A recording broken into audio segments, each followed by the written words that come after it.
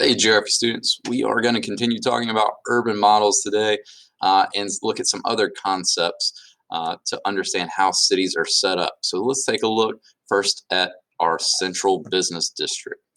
So most cities around the world have some central area, what people generally refer to as downtown, as the center of the city that most businesses congregate, right? So you have your large skyscrapers or tall buildings in this general location. And it's not a whole lot of residential, you know, dwellings. Now, there may be some interspersed between different types of businesses, but most of it are large scale businesses that build vertically, right? There's not a lot of space here. And so, in order to maximize that central location, they have to build upwards. And that's why you start seeing skyscrapers in the center of cities. And so, this is a central location, this central business district or downtown area for a particular market. So remember, we're talking like in central place theory, there's a central market where people will travel to. And that's the same for large businesses. You take a look downtown Charlotte, you have the Bank of America building downtown, and you see that people will travel from all around Charlotte to get to that particular area for work. And so there's a large number of people to draw from if you put it in that central location. So no matter where you put it, you have equidistance, whether you're on the north side, the east side, the west side, you can draw from all the people in that general range. All right, and so we also see stores and businesses with a high threshold that we talked about in central place theory. So ones that require a large number of people to sustain it. All right, because that central location has the most people surrounding that particular business.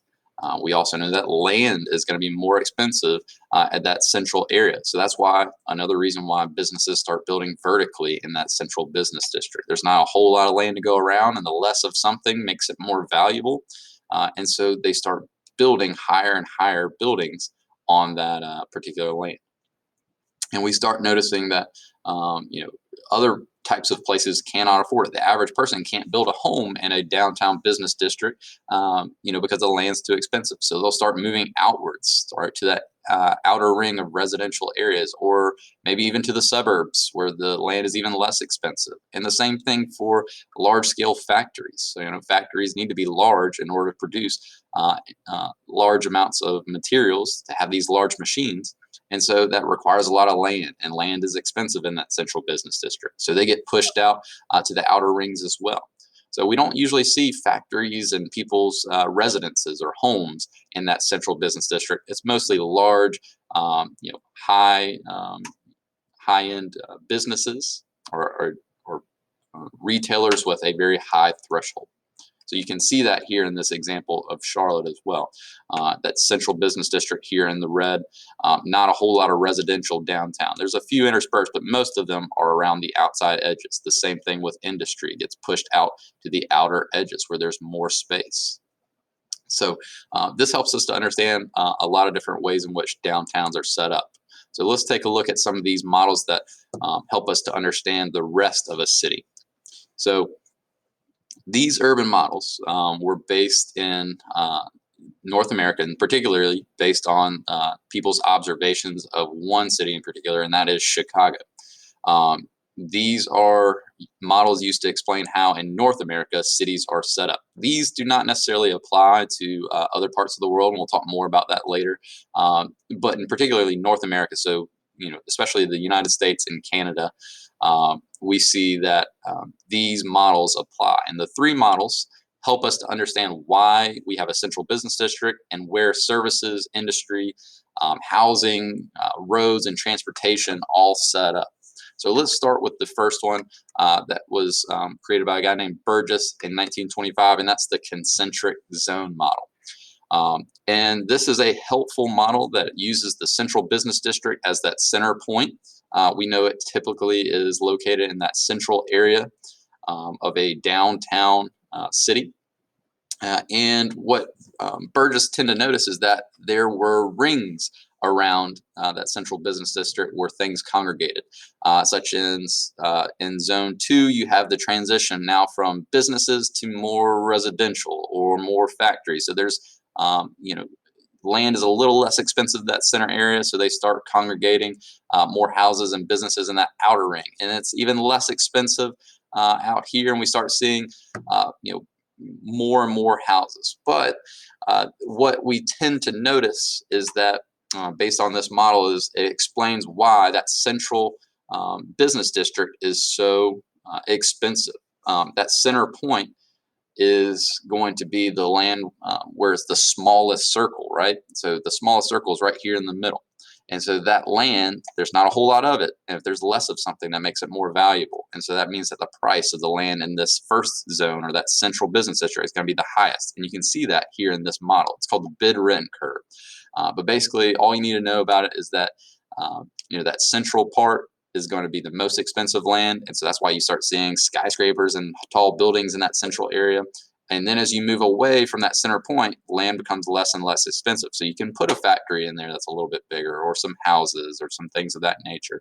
And eventually, you start seeing more and more houses pop up where land is less expensive, because it's if you're thinking about it, instead of a business trying to buy land where they have a lot more money, it's just one single person or family trying to buy a particular house. And so you have to go where the land is cheaper. So we start seeing these rings of residences that surround that central business district, and factories, and then the residents surround it. And we can see that here in this bid rent curve, explained by the concentric zone model, or Burgess model.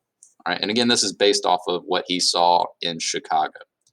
All right, the next model is also, again, based on Chicago, but it takes a slightly different aspect or approach to it. You still have that central business district in the sector model, but Hoyt, that is, noticed that there were more patterns connected to transportation than there were just simple rings. And this is true, especially when roads became more developed and more people had cars and things of that nature, rather than walking to work in that central business district. And so he started to notice that people and businesses congregate around major roads and infrastructure and transportation areas, rather than just concentric rings. And so what he noticed is that these are actually little slices cut out of the city from that central business district. So notice you still have the little central business district here in the middle, all right, but now it's shaped more like a pie, right, or a pizza, where it's got slices of areas that are congregated around these major roads, right? Remember, all roads typically lead to the central business district or therearound. And he noticed that residences and other industries and things of that nature would center around major roads, because you need people to be able to get around, and if you're a factory, you need people to be able to bring in resources to your factory, and so you're going to congregate around roads instead. And that's why we also see that there aren't usually major roads that go through areas of residential areas. You have small roads in residential areas that you see around here that lead to this major thoroughfare where businesses and factories can congregate to get their supplies in. And Hoyt's model better explains the use of transportation than the Burgess concentric zone model. And then finally, we have the multiple nuclei model. All right, remember we said that the nucleus of a city is going to be that central business district. Well, the multiple nuclei model, all right, as you might imagine, is not just one central point, but multiple central points. And basically what it takes into account is that, many businesses have no need at all for the central business district, right? They're small businesses, they're factories, they don't congregate in that area.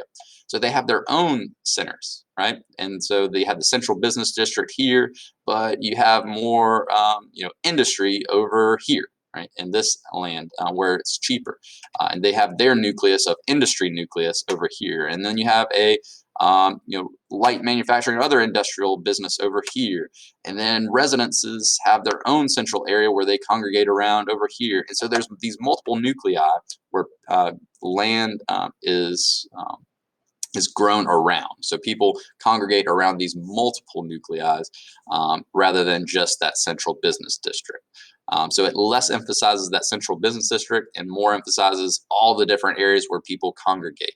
So whether it be factories or residential areas, or other types of services in the suburbs, this takes into account many different nuclei rather than just that single nuclei of the central business district that you see in other models. All right, so let's take a look here real quick to see if we can apply some of these concepts here. So the areas in red are your heavily commercial areas in Charlotte. So this is going to be like your central business district here in red, where there's mostly high, tall skyscrapers and things of that nature. So the central business district. But notice we have our brown, our industry here around the outside edges where it congregates. And so we can see the congregation of this multiple nuclei method or model simulated here in Charlotte. You have your nuclei here of residential areas. You have a central point where all the different residences congregate around. And you have the same thing for, public buildings here. So such as like the basketball arena or the convention center, or the football stadium, they also congregate in centralized areas. So there's a nuclei here of the central business district, but there's also other nuclei where industry has a nuclei, and these stadiums have a nuclei, these public buildings, and these residences have a nuclei. And so it's not all about the central business district. There's many different areas where people congregate around in the multiple nuclei method or model. All right, so make sure that you understand those three models and how they help us to understand how cities are set up